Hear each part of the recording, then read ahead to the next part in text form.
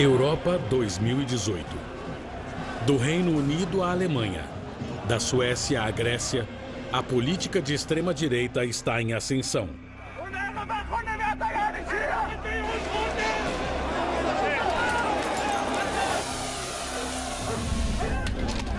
Alimentados pela xenofobia e sob a promessa de lutar pelos direitos dos europeus brancos, esses grupos, uma vez marginalizados, estão começando a atrair muitos seguidores. É uma imagem chocante. Mas não é a primeira vez que o mundo passa por isso. Muitos desses movimentos têm uma ligação de quase 100 anos a um homem. O italiano Benito Mussolini.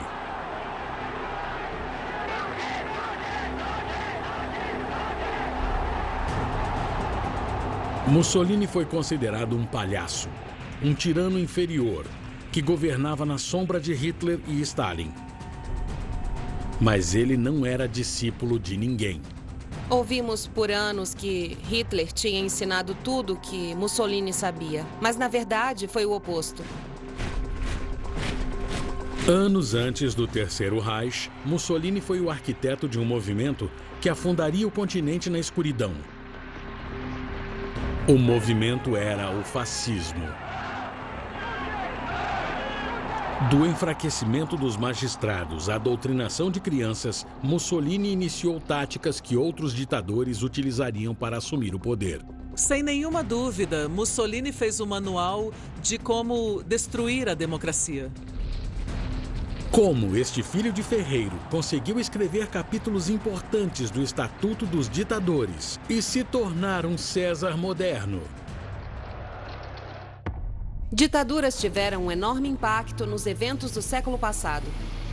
Esses ditadores acabaram aprendendo uns com os outros. Eles são diferentes, mas muitos usam as mesmas táticas. Eles usam o medo, a propaganda, controlam as elites, criam inimigos, incitam o culto à E personalidade. usam a violência. essas são as táticas que ditadores utilizam para se manter no poder. Ditadores, o livro de regras. Benito Mussolini. Benito Mussolini nasceu em 1883, num vilarejo de Predápio, ao norte da Itália.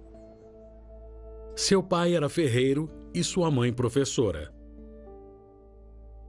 Quando ainda era criança, o comportamento de Mussolini já indicava o homem que ele seria. Mussolini tinha um temperamento violento, ele era desordeiro na escola. Ele, inclusive, esfaqueou um colega de classe com uma tesoura. Havia outros elementos da personalidade dele que eram bem óbvias desde muito cedo, como o fato de ele gostar de violência. Ele foi expulso aos 11 anos de idade por esfaquear um colega de classe, uma coisa que ele fez várias vezes e sempre se prejudicava por esfaquear pessoas. Mussolini virou um jovem irritado. Parte de sua fúria era direcionada ao passado de seu país. Era um novo século, mas a maior parte da Itália permanecia numa sociedade quase feudal. Embora se tratasse de uma democracia limitada, muito do poder ficava com o rei e seus ministros. A riqueza era concentrada nas mãos de latifundiários e magnatas. A maioria da população era rural e pobre. Como milhões de seus conterrâneos abandonaram a Itália para conseguir uma vida melhor no exterior, Mussolini ficou determinado a mudar o seu país para melhor. Mas não sabia como. Embora não fosse um homem religioso, ele se achava muito parecido com Hitler, que era um homem de providência, alguém escolhido quase que divinamente para curar as feridas da Itália. Exatamente como o pai, Mussolini foi atraído a uma forma extrema de socialismo, que reivindicava uma revolução violenta para tirar a riqueza dos ricos e dividi-la entre os pobres. Mussolini tinha um temperamento rebelde, cabeça quente. Ele queria se livrar de tudo, ele gostava de tumulto. Era um homem violento que queria usar a violência por motivos tanto políticos quanto pessoais, desde o início. Ele tinha conflitos frequentes com a lei devido à sua natureza violenta. Julho de 1903. Depois de se mudar para perto da Suíça, Mussolini foi preso por supostamente tentar incitar uma revolução. Ele foi deportado para a Itália. Eu acho interessante que ele tenha entrado e saído da prisão tantas vezes. Quando ele tinha 20 anos, ele voltou e teve uma vida difícil, tentando fugir da polícia e sendo julgado em vários casos. Mas Mussolini era mais do que um causador de problemas. Desde jovem, ele era um escritor talentoso. E quanto mais aperfeiçoava sua arte, mais ele descobria como a língua podia ser a ferramenta certa para moldar uma nação. Logo, ele ficou famoso como um jornalista socialista proeminente. Ele era um jornalista muito influente. Mussolini sabia o que enfatizar. Sabia como jogar com os medos das pessoas e sabia como jogar com os sonhos delas. Em 1912, Mussolini foi contratado como editor do Avanti, o principal jornal socialista da Itália. Sob sua chefia, a tiragem disparou de 20 mil para 100 mil exemplares. Mussolini devia estar se sentindo ótimo, afinal era um jornalista engajado escrevendo para um dos principais jornais da Itália. Mas havia um problema. Ele estava perdendo a fé. O socialismo parecia caminhar muito devagar para esse homem de ação. Ele foi exposto a um novo movimento que celebrava velocidade, poder e violência. Eles se chamavam de futuristas e suas ideias plantariam as sementes do fascismo em Mussolini. O futurismo era um movimento artístico, cultural e intelectual fundado em 1909 por um grupo de artistas italianos. Eles queriam uma arte, uma cultura de velocidade, de movimento, de tecnologia. Os futuristas enalteciam ação, aventura, violência e sua máxima expressão, a guerra. Antes da Primeira Guerra, muitas pessoas acolhiam a ideia da guerra sem a noção de como seria terrível, é claro, pois seria como uma força purificante para a decadência que dominava a sociedade. Havia uma citação famosa de um dos manifestos futuristas: "Guerra, a única higiene do mundo." Agosto de 1914. Os futuristas comemoraram o início da carnificina da Primeira Guerra Mundial. Mussolini pediu para a Itália entrar no conflito, mas os socialistas se opuseram à guerra e, temendo que a classe trabalhadora de ambos os lados fosse ao campo de batalha, expulsaram Mussolini do partido. Para o jovem instigador, foi um passo importante no caminho à ditadura. Ele deixou o cargo de editor do Avanti, o jornal socialista italiano, e fundou o que seria o jornal fascista Il Popolo d'Italia. Financiado por industrialistas ricos que eram favoráveis à guerra, Mussolini usou a escrita para glorificar a guerra.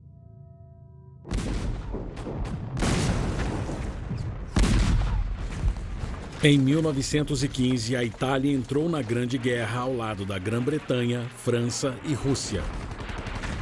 Mussolini finalmente podia fazer mais do que somente escrever sobre a guerra. Ele mesmo foi à luta. No campo de batalha, ele testemunhou o poder do nacionalismo e percebeu como isso poderia motivar os homens a entrarem em ação. Ele concluiu que se o nacionalismo podia levar homens a entrar em guerra, também poderia alimentar uma revolução. Eu acho que ele percebeu que o poder do nacionalismo era uma grande base para um partido político. Em fevereiro de 1917, Mussolini foi ferido e retornou a Milão. Lá ele começou a criar uma nova ideologia política que combinava o amor dos futuristas pela guerra com o nacionalismo que ele presenciou nas trincheiras. O nome da ideologia era fascismo. É difícil avaliar o quanto foi revolucionário. Era um novo sistema político. O fascismo pegava certas coisas da esquerda, como a revolução, e misturava com uma doutrina nacionalista e imperialista. Era uma ideologia completamente nova. O fascismo celebrava a força militar, a extrema devoção ao país e a superioridade do povo italiano. Ele também foi construído em torno de uma promessa: restaurar a Itália à grandiosidade da Roma antiga. Até o nome fascismo era uma tentativa de ligar o movimento ao passado glorioso da Itália. O nome vem de fasci, palavra latina para o feixe de varas que simbolizava autoridade e poder nos tempos de César. Ele difundia a ideia de que iria fazer a Itália grande novamente, a Itália Desde a época do Império Romano, tinha sido judiada em esfera internacional. Ele falava coisas como: os italianos são vistos como comedores de espaguete e tocadores de bandolim, mas os italianos serão guerreiros, e ele iria criar o novo homem fascista. Aos 35 anos, o rebelde finalmente encontrou sua causa. Por meio de discursos e por meio de seu jornal, Mussolini espalhou a nova ideologia. As ideias de Mussolini encontraram solo fértil entre seus companheiros soldados. Eles saíam da guerra e voltavam com lembranças de toda aquela violência. Ficavam em choque e tinham o que chamamos hoje de transtorno de estresse pós-traumático. Mussolini reuniu todos esses soldados traumatizados. Em Milão e depois por todo o norte, ele juntou um grupo de verdadeiros seguidores. Eles se autodenominavam Camisas Negras. O uniforme deles foi inspirado no uniforme da Arditi, a brigada de elite italiana da Primeira Guerra Mundial. Mussolini realizou uma reunião com futuristas e veteranos de guerra em 23 de março. Foi uma reunião de pessoas meio estranhas, porque 50 delas decidiram formar o primeiro movimento fascista. Mussolini tinha um grupo, mas ele queria um exército. E para formar um, ele usou uma ferramenta essencial da ditadura. Uma das ferramentas mais importantes de qualquer ditadura é a criação de um inimigo. Eles precisam ter algum tipo de inimigo para usar como bode expiatório. É como uma força unificadora que estimula o público e a elite a seguir as regras. Realmente, para que um ditador nunca seja desafiado, as pessoas precisam acreditar que ele realmente as protege e que impede que o país caia nas mãos dos vizinhos e de inimigos internos nada confiáveis. Mussolini não precisou de muito esforço para achar seu inimigo ideal.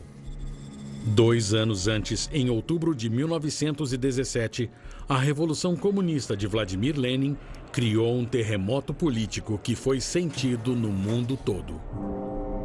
Para muitos, aquele era o fim do capitalismo, o fim da propriedade privada, o fim de Deus.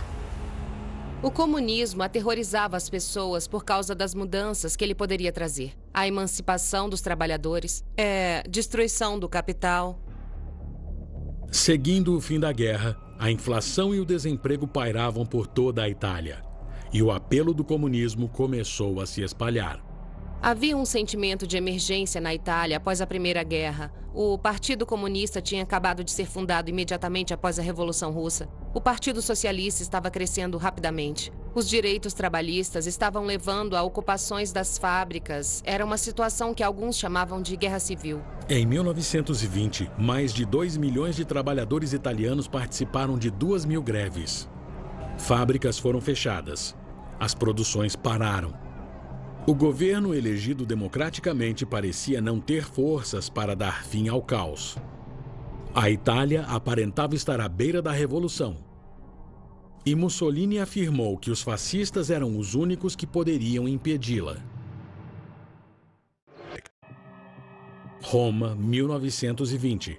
Com uma onda de greves ameaçando acabar com a economia da Itália, Benito Mussolini declara que a nação beirava uma revolução comunista.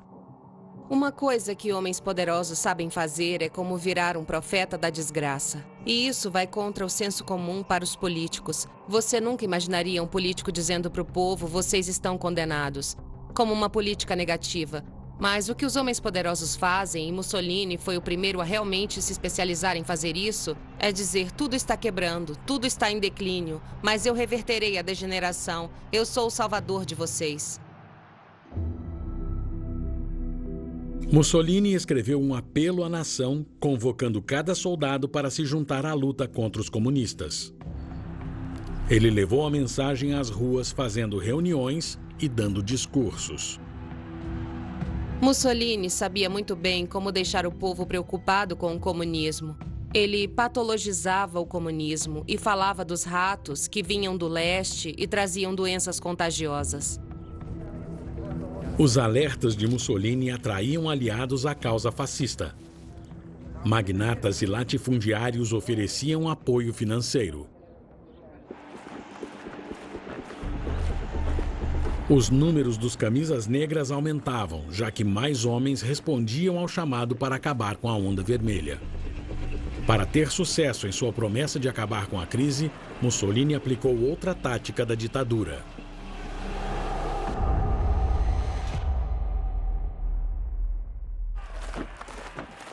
A maioria dos ditadores usa violência e força para acabar com divergências dentro do regime e ameaçar a oposição. Entretanto, Mussolini usava força e violência de uma forma completamente diferente. Os fascistas glorificavam o uso da violência. Eles deixavam bem claro que também usariam a violência para alcançar as metas do Estado, não importava o custo. O exército fascista começou a atacar os comunistas publicamente. Eles iam a várias cidades e destruíam fisicamente as sedes dos sindicatos e assassinavam e espancavam líderes socialistas. A violência esquadrista era muito traumatizante, porque era a um nível local. Eles queimavam as casas das pessoas e atacavam os civis nas ruas. Quando os ataques chegaram ao fim, Mussolini afirmou que os fascistas tinham ajudado a restabelecer a ordem. Seu próximo passo marcou uma grande mudança de estratégia. Ele ajudou a criar um partido político fascista e se preparou para se candidatar às eleições seguintes. Acho que uma das contradições é que ele era uma pessoa de temperamento revolucionário no início, mas podia entrar em acordo e trabalhar com o sistema quando fosse preciso. 15 de maio de 1921. Mussolini e um grupo de fascistas foram eleitos ao parlamento. O fascismo era mais do que uma ideologia. Era uma força política. Mas estava claro que Mussolini não tinha nenhuma intenção de seguir as regras da democracia. De modo geral, os fascistas odeiam a democracia, mesmo quando aceitam que é necessário agir dentro de suas restrições. Eles viam o liberalismo como ultrapassado e como uma coisa que pertencia ao século XIX. O século XX era destinado a homens de ação. Somente 18 meses após ter sido eleito, Mussolini e um grupo de fascistas idealizaram um plano para acabar com a democracia da Itália. Mais uma vez, Mussolini recorreu à violência para conseguir o que queria. Ele acreditava que a mudança só poderia vir por meio de conflitos violentos, não por meio de eleições, de mudanças culturais e sociais. As mudanças tinham que vir de formas sofridas e violentas, por meio de insurreição. Outubro de 1922. 30.000 camisas negras marcharam em Roma, tomando escritórios importantes do governo e estações de trem ao longo do caminho. Mussolini exigiu que o rei Vítor Emanuel o nomeasse primeiro-ministro, uma posição crucial no parlamento. Como a Itália era uma democracia, o rei ainda tinha o poder de nomear o primeiro-ministro. Se o rei não cumprisse o desejo de Mussolini, a horda fascista atacaria a capital e tomaria o poder. Mas Mussolini estava jogando um jogo perigoso. O rei também comandava o exército e a força policial nacional. E com uma única ordem ele poderia esmagar Mussolini e seu movimento. Mas o rei e seus principais ministros hesitaram. Eles tinham medo de uma guerra civil, eles tinham medo da anarquia e talvez de uma revolta socialista também. Por 2 dias, Roma se preparou para a guerra civil. A marcha em Roma foi muito interessante como um exemplo de guerra psicológica. Havia somente 30.000 camisas negras numa nação de mais de 40 milhões, com exército e polícia leais ao rei. Mas no fim, o rei cedeu e ofereceu o prêmio a Mussolini: o gabinete do primeiro-ministro.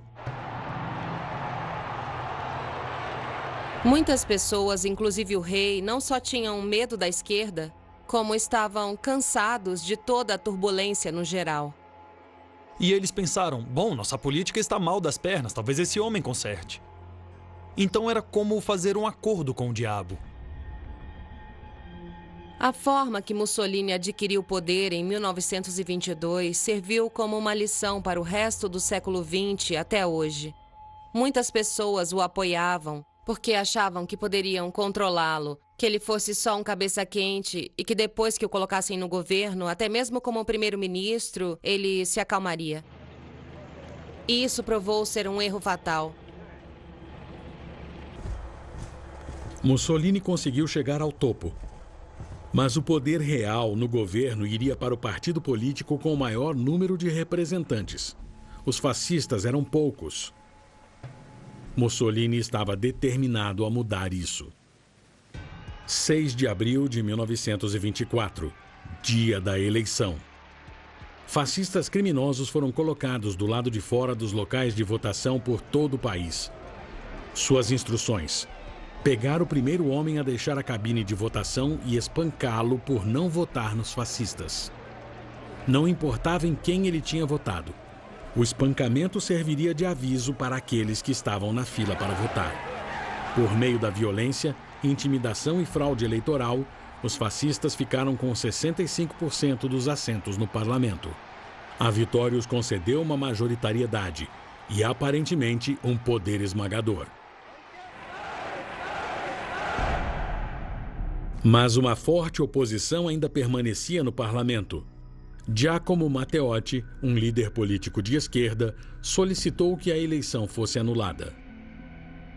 Matteotti foi um líder corajoso, inclusive ele foi atacado pelos fascistas algumas vezes, mas se recusava a desistir. Ele se impôs e disse em 1924 que a eleição de 6 de abril era inválida por fraude e violência fascistas, e Mussolini considerou isso uma ofensa pessoal.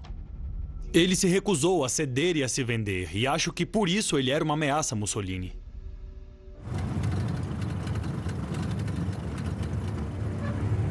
Mais uma vez, o problema seria resolvido com violência. Pouco depois de denunciar Mussolini, Matteotti foi sequestrado por um grupo de fascistas armados. Ele nunca mais foi visto com vida. 2 meses depois, seu corpo foi encontrado no esgoto fora de Roma. Embora não houvesse nenhuma prova, muitos acreditavam que Mussolini estivesse por trás do assassinato. Quanto mais poder ganhava, Mussolini ficava mais descontrolado. Mas dessa vez, ele pode ter ido longe demais. Após a morte do político rival, o governo fascista de Benito Mussolini enfrentou um desafio ainda maior. O assassinato de Matteotti e o protesto público eram as maiores crises que ele já tinha enfrentado. Até os veteranos que tinham estado com ele desde 1919 começaram a mudar de lado. Mussolini devia agir rapidamente, mas em vez de negar seu envolvimento no crime, ele fez algo extraordinário. Mussolini declarou: "Eu, e somente eu, assumo total responsabilidade política e moral por tudo o que aconteceu." A maioria dos políticos não gostaria de ser tão abertamente associado com um assassinato político. Mas o fascismo foi construído sobre a violência e ele tinha chegado ao poder com violência. Então já era hora de Mussolini se gabar de que estava acima da lei. Para acabar com quaisquer dúvidas sobre quem estava no comando, ele adotou o nome Il Duce, líder em latim.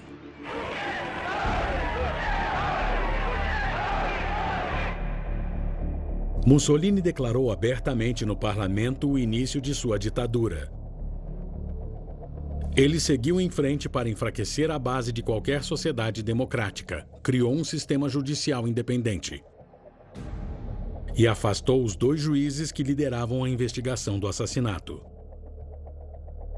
Então, em julho de 1925, anunciou anistia para os homens acusados do crime. Os assassinos de Matteotti foram soltos. Pelos 2 anos seguintes, Mussolini sistematicamente destruiu instituições democráticas remanescentes na Itália. Ele endureceu a censura da imprensa, banindo qualquer cobertura negativa. Esquadrões fascistas atacavam lojas que vendiam jornais dissidentes. Embora alguns dos grandes jornais, como o Corriere della Sera, tivessem centenas de milhares de exemplares em circulação, eles não podiam mais relatar as notícias. Eles só podiam publicar sobre a grandeza de Mussolini. 1929. Somente 10 anos após o nascimento de seu movimento fascista, Mussolini tinha controle quase completo da Itália. Agora, para garantir a devoção da geração seguinte de italianos, ele usou outra tática do Estatuto dos Ditadores.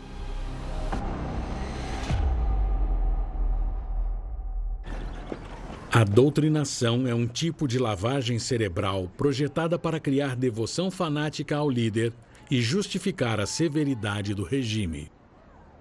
Ver aquela ditadura desde muito cedo começaria a doutrinar o povo. Isso aconteceria durante a infância, quando estamos mais propensos a absorver esse tipo de informação, internalizá-la e realmente acreditar nela. Ele queria convencer as pessoas de que não havia outro caminho, não havia alternativa. Aquele era o único tipo de governo que poderia satisfazer a nação. Nas escolas, os livros antigos foram trocados por versões pró-fascistas.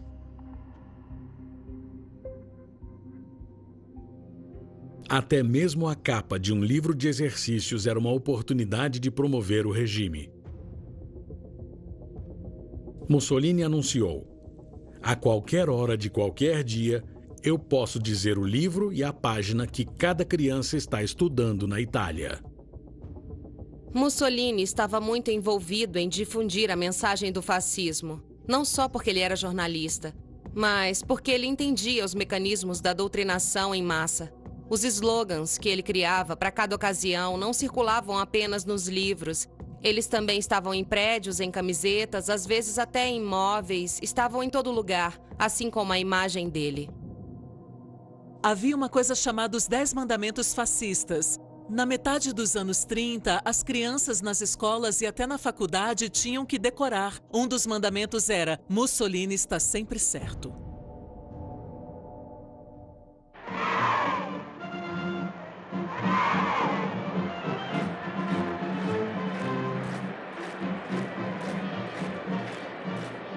Transformar os jovens em fascistas comprometidos e até fanáticos era o centro da ideologia fascista.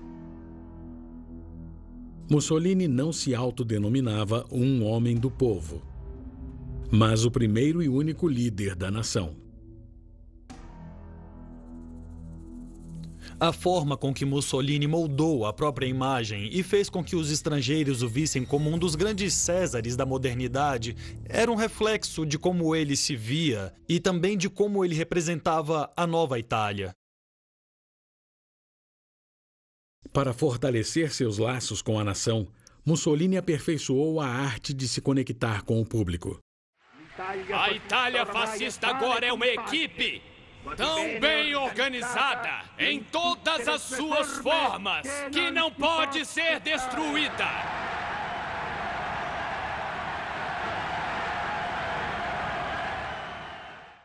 Mussolini podia ser um orador muito poderoso, pomposo, peito para fora, gritando às multidões. Falar para milhares e milhares de pessoas nessas assembleias era uma coisa que Mussolini tinha aperfeiçoado. As ações de Mussolini rapidamente alcançaram admiradores de fora da Itália.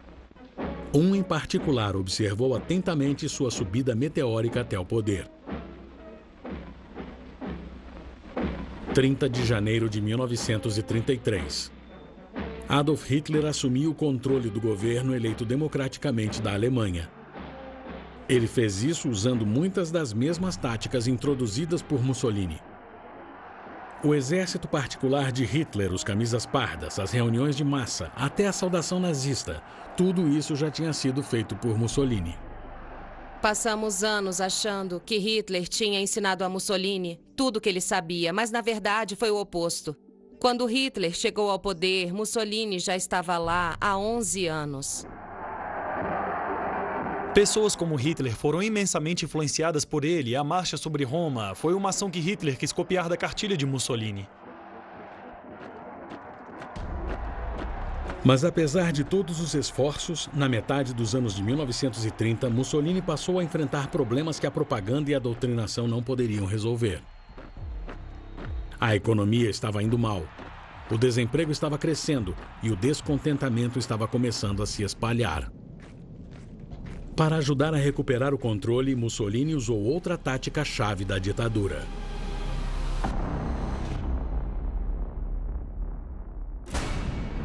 Muitas vezes, ditadores querem fazer guerra porque é uma distração. É uma forma de reunir todo mundo sob algum tipo de bandeira nacionalista. É uma forma de se distrair das políticas terríveis ou de desempenhos ruins. É uma forma de prevenir que a oposição desafie a ditadura, porque fazendo isso, eles seriam vistos como desleais. Mussolini queria muito ir para a guerra, porque ele queria reunir o público sob uma bandeira, sob um objetivo nacionalista. Ele disse para o povo que o momento de realizar a promessa principal do fascismo havia chegado. Era a hora de construir um império. 9 da noite. Após quase 15 anos no poder, o ditador italiano Benito Mussolini prometeu criar um império para a Itália. Mas em 1935 isso não era fácil. Ao longo de 100 anos, as potências ocidentais haviam colonizado a maior parte do mundo em desenvolvimento. Restavam poucas nações independentes. Uma era a Etiópia, uma nação que a Itália havia tentado conquistar na virada do último século. A questão da Etiópia é uma questão difícil, certamente ele estava tentando criar um império. Mas lembre-se que a Etiópia, apenas 40 anos antes, tinha vencido o exército italiano em Adwa em 1896. Então, parte disso era uma questão de reivindicar o que ele via como uma desonra para a Itália em 1935. Essa é a maior assembleia de pessoas da história humana. 20 milhões, mas um só coração, uma vontade, uma decisão.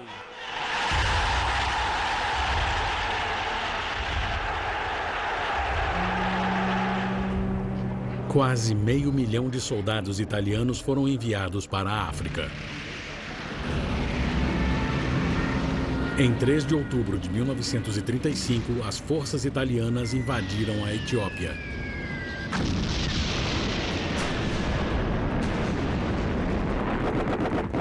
Embora menos armados, os etíopes ofereceram uma forte resistência.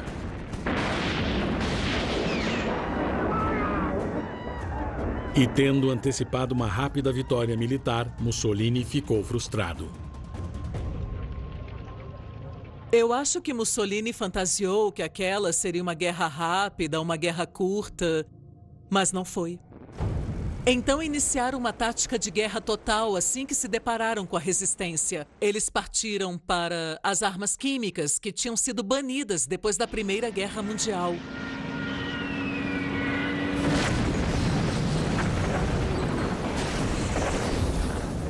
Mussolini ordenou que seus generais queimassem vilarejos etíopes e usassem gás venenoso nos civis.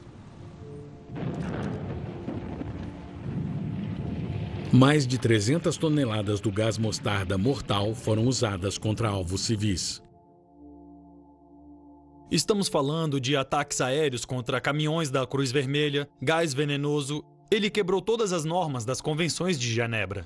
Embora a comunidade internacional condenasse os métodos de Mussolini, não fazia nada para pôr um fim à carnificina. 5 de maio de 1936. Após 7 meses de luta dolorosa, Mussolini declarou vitória em nome do fascismo. Ele anunciou com orgulho o nascimento de um novo Império Romano. A guerra finalmente acabou! A Etiópia é italiana!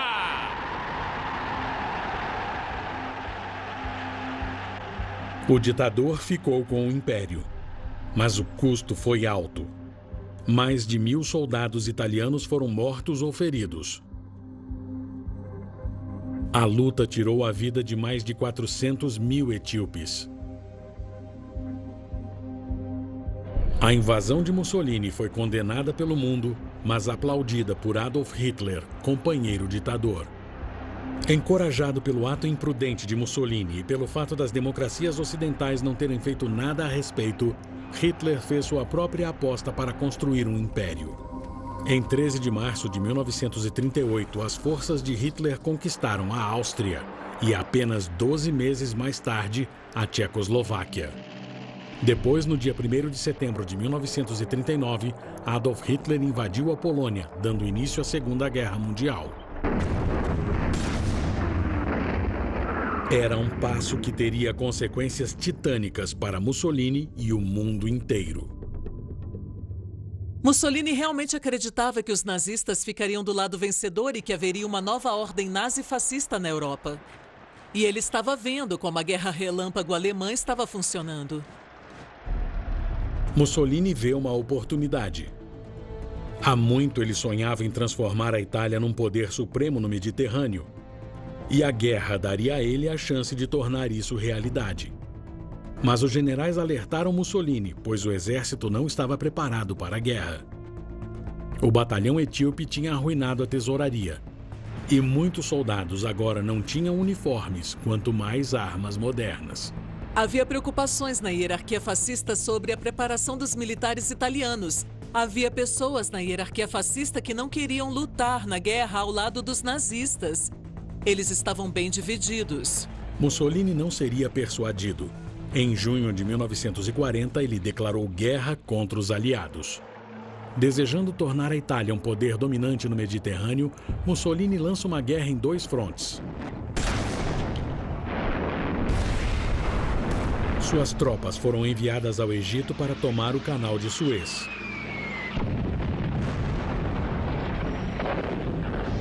Depois, eles atacaram a Grécia. Mas o exército grego revidou. E em pouco tempo, os italianos entraram na defensiva.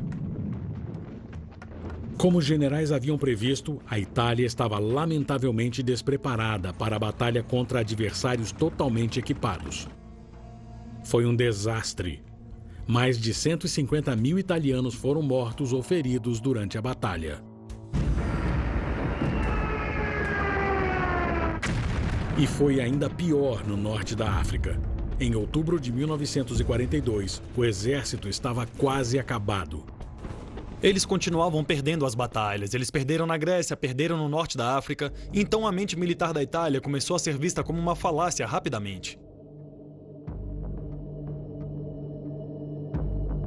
Mas o pior ainda estava por vir.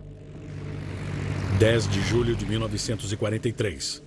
Depois de expulsarem as forças de Hitler e Mussolini do norte da África, os aliados iniciaram uma invasão à Itália. 150 mil soldados aliados atacaram a ilha da Sicília.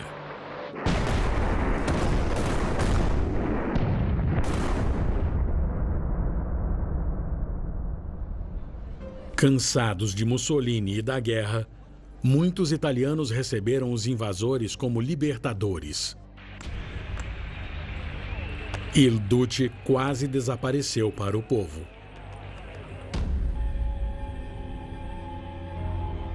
Mussolini, que foi onipresente por todas essas décadas, desapareceu da vida pública. Ele não fazia mais discursos no rádio, não era visto em público, talvez a rua não fosse mais segura para ele. Enquanto Mussolini se escondia do público, furioso com sua ineficiência na guerra, oficiais militares de alta patente e fascistas se reuniram com o rei para planejar a queda de Il Duce. Após a invasão da Itália pelos aliados, fascistas de alto escalão desenvolveram uma trama para derrubar Benito Mussolini. Eles perceberam que a Itália estava perdida, que o poder da Itália não estava nem perto como a propaganda dizia que estava. E eu acho que, assim que o Conselho Fascista dos Deputados percebeu que a guerra estava chegando às praias italianas, tudo estava acabado para Mussolini. Sem saber do golpe planejado, em 24 de julho, Mussolini foi convidado a se encontrar com o Grande Conselho do Fascismo, formado por conselheiros de alto escalão. Eles fizeram uma votação para decidir se Mussolini deveria ou não continuar a governar e ele perdeu a votação. Eu acho que ele ficou totalmente chocado. Acho que ele não imaginava isso. Sem o apoio dos militares, ele não tinha poder para parar a conspiração. As elites se viraram contra Mussolini porque ele estava afundando o país. O esforço de guerra estava indo muito, muito mal. E ele estava cometendo erro atrás de erro atrás de erro. O rei o colocou em prisão domiciliar e depois o mandou a um hospital militar em Gran Sasso. Mussolini ficou mantido sob vigilância no alto de uma montanha. Mas ele não foi totalmente abandonado. Ele ainda tinha um aliado, e era um importante. No dia 9 de setembro, Hitler soube que os aliados tinham iniciado uma invasão ao continente italiano. Ele enviou várias divisões de soldados à Itália para proteger a Alemanha das aproximações do Sul. Depois, Hitler ordenou um dos mais ousados resgates da guerra. Ele enviou um esquadrão de elite de comandos para libertar Mussolini de uma prisão no alto de uma montanha. Após aterrissarem seus planadores, eles surpreenderam os captores de Mussolini e o resgataram sem disparar nenhum tiro.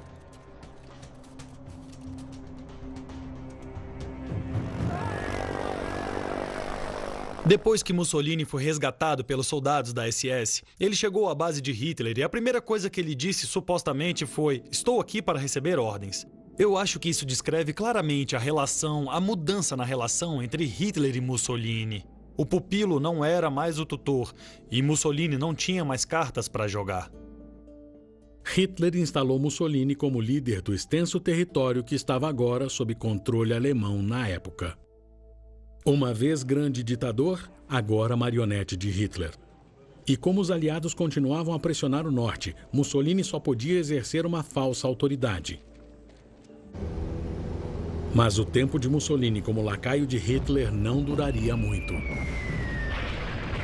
Com o avanço dos aliados pelo sul e partisãs antifascistas tomando o controle de vilarejos ao norte, seu estado fantoche desmorona. Mussolini e Clara Petacci, sua amante por 10 anos, precisavam fugir ou seriam capturados. Ele estava despedaçado. Ele pensou em ir para a Suíça, pensou em se entregar ou para os aliados ou para os partisãs. No fim, eles decidem escapar para a Áustria. 28 de abril de 1945. Como o exército alemão tinha recuado, Mussolini e Petacci fazem uma corrida desesperada para a fronteira austríaca. O caminhão deles estava parado perto do lago de Como. Embora ele estivesse vestido como um soldado austríaco, o rosto mais familiar da Itália não passaria despercebido. No fim, ele foi pego por um grupo de partisãs, que reconheceu Mussolini com um sobretudo e um uniforme militar austríaco. Os partisãs organizaram um tribunal improvisado e, depois de declararem Mussolini culpado de traição, eles o condenam à morte por fuzilamento.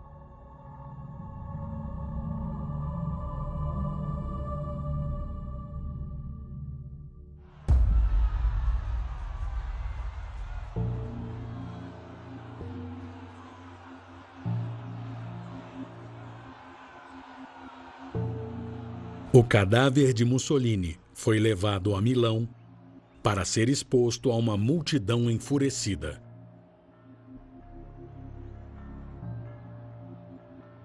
O corpo de Mussolini, Clara Petacci e vários outros líderes, os extremistas verdadeiros, os mais radicais, foram pendurados num posto de gasolina de Milão para a multidão tirar sarro.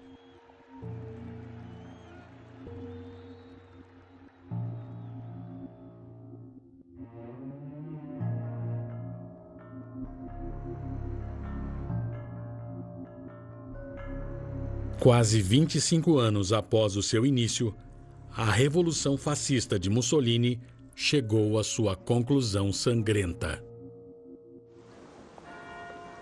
Ao fim da guerra, o povo italiano virou as costas à ideologia de violência e criou uma república democrática que hoje está em sua 7ª década.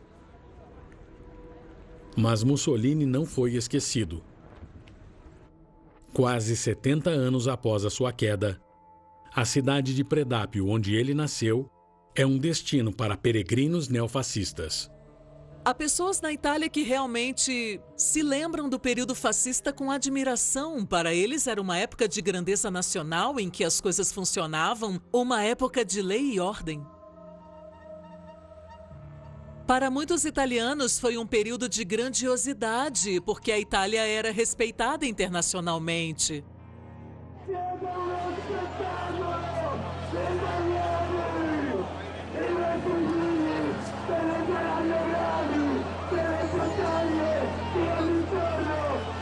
O fascismo voltou a atrair pessoas porque, de certa forma, estamos passando por um momento parecido com o período pós-Primeira Guerra. Há muita apreensão econômica, muita preocupação sobre todas as mudanças demográficas e sobre as populações migrantes. Nesse caso, os imigrantes são um novo inimigo. As pessoas estão começando a lembrar de como Mussolini tentou fazer a Itália crescer e estão esquecendo todos os horrores da ditadura e do período que se seguiu. Nós esquecemos Mussolini por nossa conta e risco, porque muitos dos sinais e sintomas do fascismo estão de volta. O desejo por um homem poderoso, a ascensão do racismo, a necessidade de bodes expiatórios, a insatisfação com formas tradicionais de governo. Tudo isso está voltando e nós precisamos nos lembrar da lição do homem poderoso, que é tirania e ódio.